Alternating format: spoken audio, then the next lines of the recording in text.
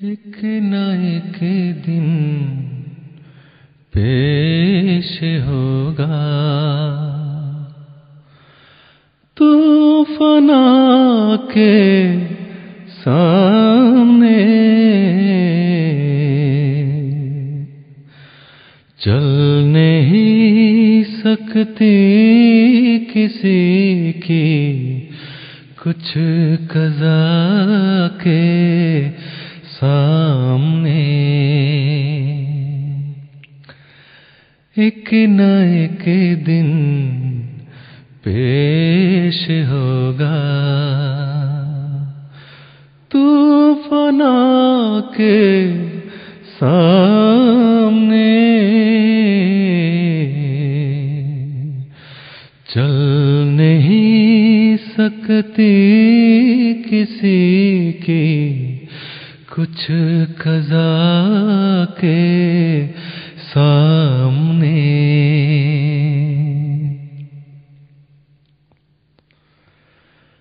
छोड़नी होगी तुझे दुनिया फानी, एक दिन छोड़नी होगी तुझे।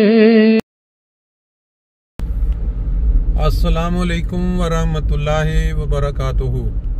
सुबहानल्लाहि व बिहम्दिही सुबहानल्लाहिल अज़ीम। अल्लाहुम्मा सल्लि अला मुहम्मदिन व अला आलि मुहम्मदिन कमा सल्लैता अला इब्राहीम व अला आलि इब्राहीम इन्नका हमीदुम मजीद। अल्लाहुम्मा बारिक अला मुहम्मदिन व अला आलि मुहम्मदिन कमा बारकता अला इब्राहीम व अला आलि इब्राहीम इन्नका हमीदुम मजीद।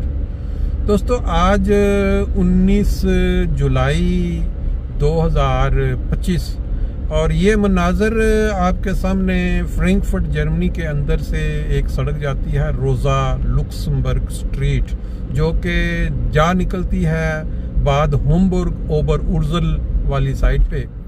ये सड़क अमूमन उन लोगों के लिए बड़ा फ़ायदेमंद है जो उस इलाके से काम के लिए आते हैं फ्रैंकफर्ट में, या उन्होंने आगे फ्रैंकफर्ट में से गुजर के आगे जाना हो। मोटरवे पे बास का जब रश होता है तो इस सड़क पे बहुत ज़्यादा ट्रैफिक हो जाती है। आज खूबसूरत मौसम है, धूप के साथ ये जो सब्ज़ा है अतराफ में ये चमकता हुआ बड़ा खूबसूरत नज़र आ रहा है। ये सामने आपके अब ये मोटरवे का मंजर है, 5 नंबर मोटरवे, बहुत रश। और पीछे जो पहाड़ी है ये क्यूनिकस्टाइन एक इलाका है, यहाँ बड़ा महंगा, जिसको कहते हैं कि बादशाह का पत्थर। तो ये नज़ारे आप देखते देखते साथ आप 2 बुजुर्गान अहमदियत का जिक्र खैर सुनेंगे, उनका जिक्र होगा, बल्कि आप इन नज़ारों के साथ साथ उनका जो बयान हुआ है मुख्तलिफ तहरीरों की शक्ल में वो आप साथ साथ पढ़ेंगे, वो आपके साथ साथ चल रहे होंगे। आप जानते हैं कि जो भी शख्स इस दुनिया में आया है उसने एक दिन जाना है।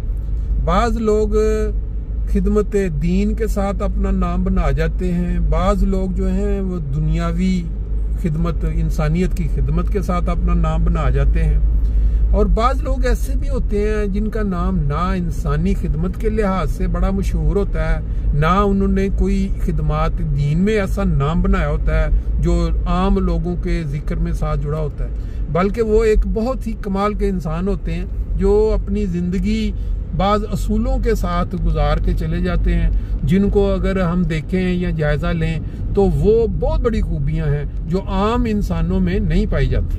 इस वक्त हम पहुंच गए, राइट जाएंगे, वो जो हमारा मरकज है बैतुसबू, इस तरफ अगर जाएंगे तो ये फिर स्टाइनबाग, ये वो जो इलाके हैं वो नजर आ जाए। देखें गर्मी के अंदर किस तरह वो जो पाकिस्तान में इसको हम घुग्गी बोलते थे, फाख्ता कहते हैं इसको, इस वक्त यहाँ वो खेत के अंदर किस तरह अपना चाना दाना चुगती हुई आपको नजर आई। ये जो मंजर है ये सारा वो देखें, वो सामने फिर मोटरवे आ गई है। ये साइड पे एक नया इलाका रीडबर्ग जो है वो बनाया गया था, और ये बाकी आइंदा आने वाले वक्तों में ये इलाके भी फ्रैंकफर्ट का हिस्सा बन जाएंगे। थोड़ा आगे जाके फिर फ्रैंकफर्ट का वो इलाका जिसको मंजूर करके आबादी की शक्ल दे दी गई है, ये अभी सिर्फ किसानों की इस्तेमाल में है कि वो खेती बाड़ी करें। वो दो बुजुर्ग जिनकी मैं जिक्र कर रहा था, एक तो है मोहम्मद रफीक अख्तर साहब जो कि 1969 में यहाँ जर्मनी तशरीफ़ लाए थे।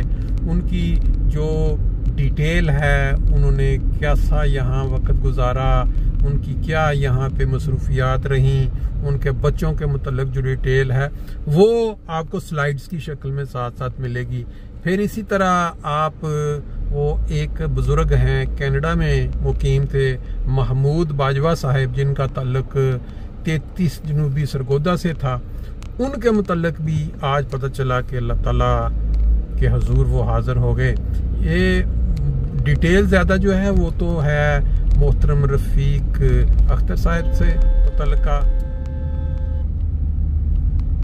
लेकिन जो इंसान इस दुनिया से जाता है, मैं ये समझता हूँ कि आज के ज़माने का जो इमाम है, जिसके मुतल्लिक़ नबी करीम सल्लल्लाहु अलैहि वसल्लम ने फरमाया कि जब इमाम मेहदी का ज़माना पाओ तो उसके पास बर्फ़ की सिलों पे अगर घुटनों के बल भी चल के जाना पड़े तो पहुंचो और मेरा सलाम पहुंचाओ उस इमाम मेहदी तक। तो जो भी अहमदी आज अहमदियत के साथ मुखलिस रह के आखिरी वक्त तक अल्लाह के हुजूर हाजिर होता है, बहुत ही बड़ा खुशकिस्मत इंसान है, क्योंकि नबी करीम सल्लल्लाहु अलैहि वसल्लम के फरमान को उसने पूरा किया है।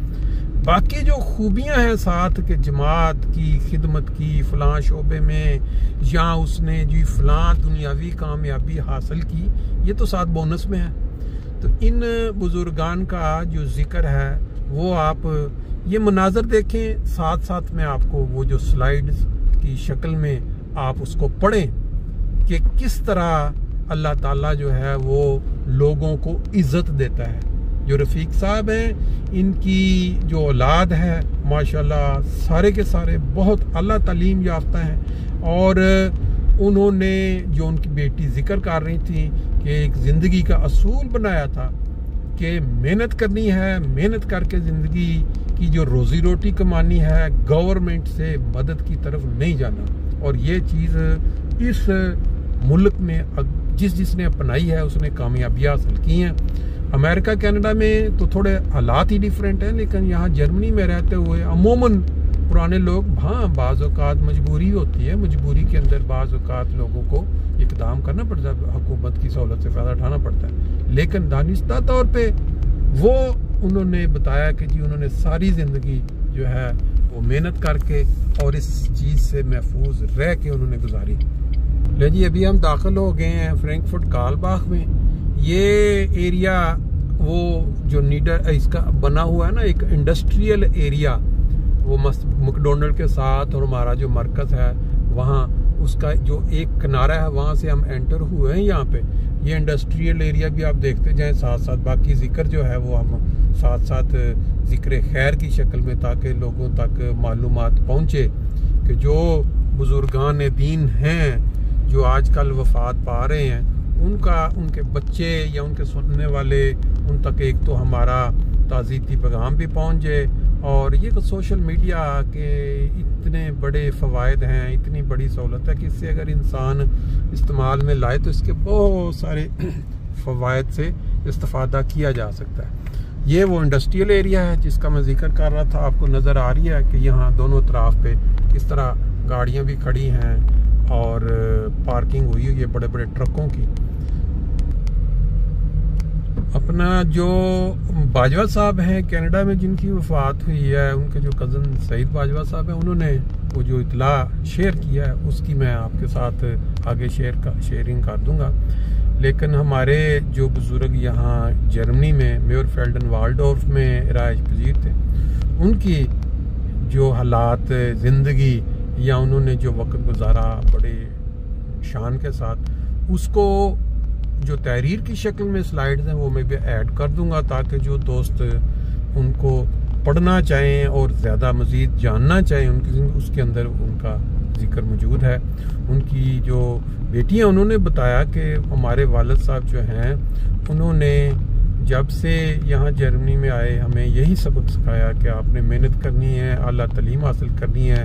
अमेरिकन जो बेस था वहाँ उनकी ड्यूटी थी कि वो जो भी अमेरिका से फौजी आते थे उनकी रहाइश का जो इंतज़ाम है वो किया करते थे, जिसकी वजह से उनकी बहुत ज़्यादा वाकफियत भी यहाँ हो गई इस एरिया में, राइन माइन के एरिया में। और फिर खलीफतुल मसीह सालिस रहमतुल्लाह अलैह और खलीफतुल मसीह राबे रहमतुल्लाह अलैह के दौर में उनको साथ सफ़र करने का, उनको साथ ले जाके वो स्वीडन का एक जो टूर था उसमें साथ काफिले में ले जाने का उनको मौका मिला।